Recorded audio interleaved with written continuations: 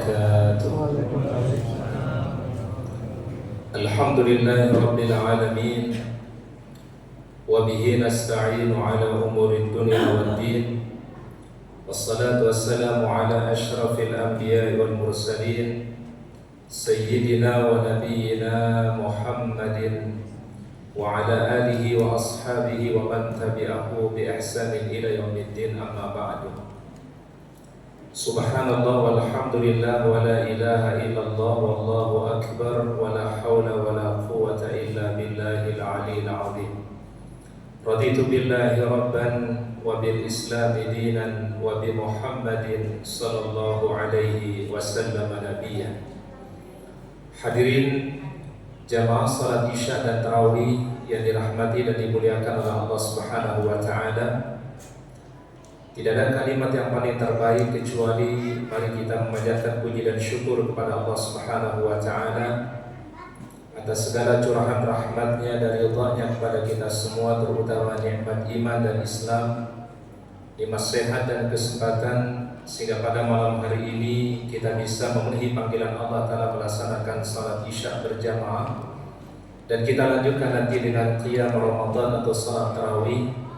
Harapan dan doa kita semua mudah-mudahan amaliyah Ramadan kita, puasa kita pada hari ini, zikir-zikir kita, doa-doa kita mendapatkan ridha dan diterima oleh Allah Subhanahu wa taala. Rabbana taqabbal minna innaka antas samiul alim wa tub alaina innaka antat tawwabur rahim. Salawat dan salam mari kita sampaikan kepada uswah hasanah kita, teladan kita yang mulia baginda Nabi Muhammad sallallahu alaihi wasallam. Mudah-mudahan salawat dan salam kita untuk beliau kelak pada yaumul akhir kita semua mendapatkan syafaatul uzma. Allahumma salli wa sallim ala sayyidina Muhammad. Hadirin yang dirahmati oleh Allah taala, ada ayat yang perlu kita tadabburi bersama di dalam surat Fatir pada ayat yang ke-29 dan ayat yang ke-30. Allah Subhanahu wa taala firmankan, A'udzu billahi minasyaitonir rajim. Bismillahirrahmanirrahim. Innal ladzina yatluna kitaballah wa aqamus salata wa anfaqu mimma razaqnahum sirran wa alaniyatan yarjuna tijaratan lan tabur liyuwaffiyahum ujurahum wa yazidahum min fadlihi innahu ghafurun syakur. Ayat yang mulia ini Imam Ibnu Katsir dalam tafsir Al-Quran Al-Azim beliau mengatakan Allah Subhanahu wa taala memberikan satu tawaran kepada kita semua. Ada satu istilah yang Allah Ta'ala sebutkan di dalam ayat ini, yaitu kalimat tijaratan, yang artinya adalah perniagaan dan bisnis. Ketika kita mendengar kalimat bisnis dan perniagaan, tentu yang menjadi pemikiran pertama kali adalah sebuah bisnis itu ada dua kemungkinan, yaitu mendapatkan keuntungan atau sebaliknya kerugian. Namun di dalam ayat yang mulia ini Allah Ta'ala tegaskan, innal ladzina yatluna kitaballah, sesungguhnya orang-orang yang senantiasa membaca ayat-ayat Allah Subhanahu wa taala, wa aqamus salata, dan senantiasa menjaga ibadah salat mereka, wa anfaqu mimma razaqnahum sirran wa alaniyatan, dan menginfakkan sebagian dari apa yang kami rizkikan kepada mereka, baik dengan secara sembunyi-sembunyi ataupun terang-terangan. Yarjuna tijaratan lan tabur, sesungguhnya mereka mendapatkan perniagaan dan bisnis yang tidak akan pernah mengalami kerugian. Allah Ta'ala tegaskan di dalam ayat yang mulia ini bahwasannya berbisnis dengan Allah, berniaga dengan Allah pasti akan mendatangkan yaitu keberuntungan dan tidak ada satupun kerugian di sisi Allah Subhanahu wa taala. Tentu tidak ada jaminan yang paling terbaik kecuali jaminan dari Allah taala. Tidak ada garansi yang terbaik kecuali garansi yang telah diberikan oleh Allah taala di dalam Al-Qur'an.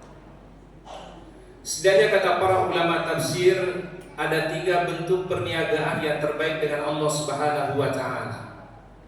Ada 3 bisnis yang terbaik yang kita lakukan dengan Allah Subhanahu wa taala.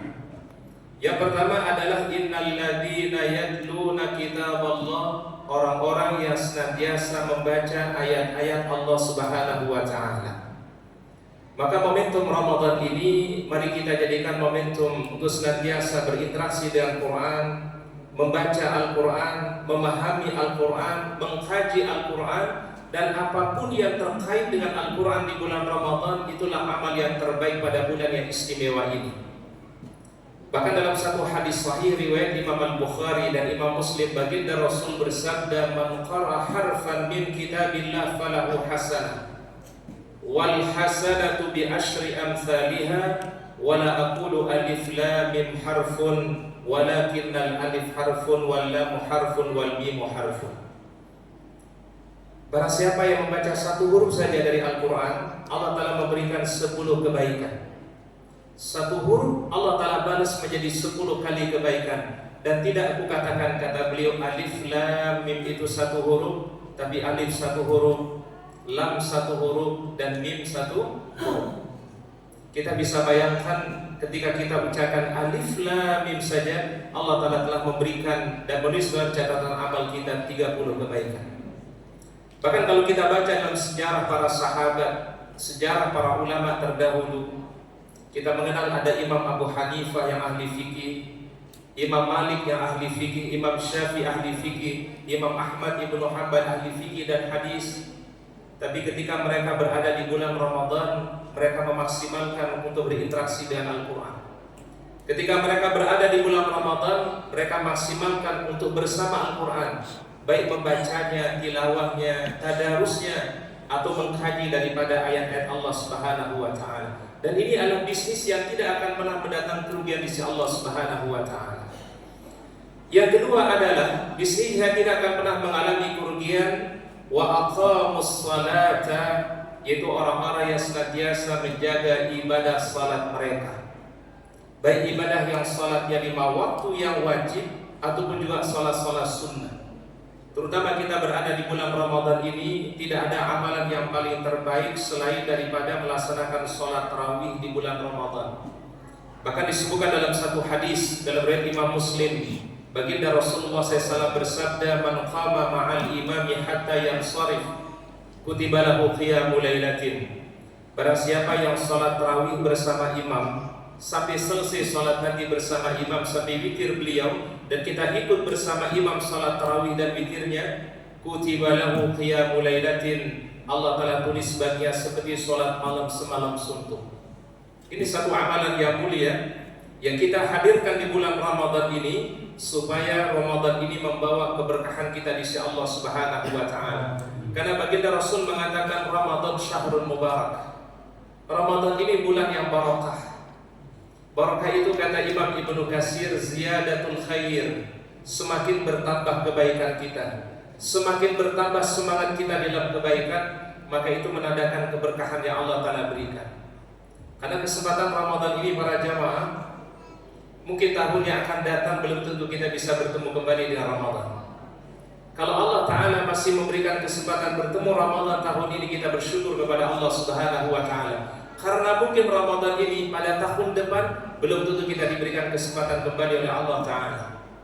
Ada satu nasihat yang terbaik dari baginda Nabi SAW, dan ini menjadi wasiat beliau dalam setiap kita beramal.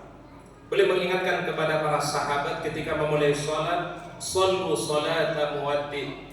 Ketika engkau sholat, kata beliau, sholatlah seakan-akan ini menjadi sholat yang terakhir.